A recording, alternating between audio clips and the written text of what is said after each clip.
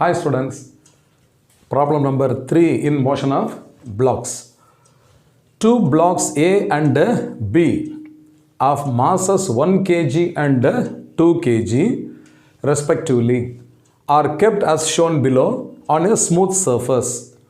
If the coefficient of friction between A and B is mu s equal to 0.2 and no friction between B and the surface, here there is no friction, find the frictional force exerted by A on B and the accelerations of the blocks A and B. So very interesting numerical problem. The external force of 10 Newton is acting on the block B. Okay.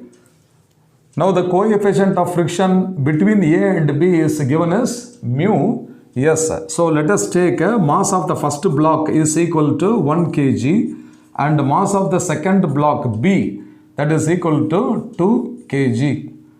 Now the limiting value of the frictional force Fs maximum.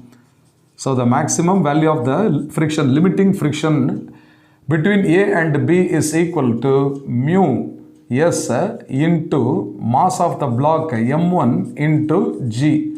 So this is equal to 0.2 into mass of the block is 1 kg into g can be taken as 10 meter per second square. So this is now equal to 2 Newton. The frictional force is 2 Newton.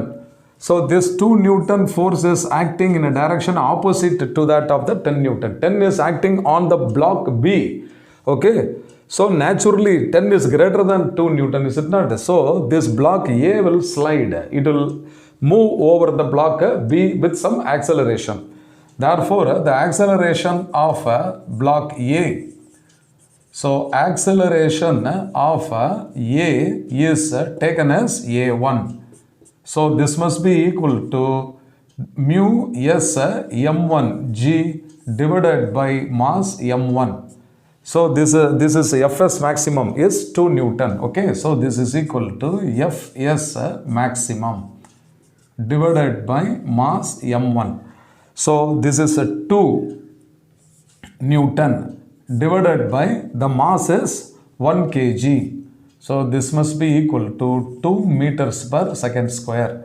Therefore the acceleration of the block A is equal to 2 meters per second square.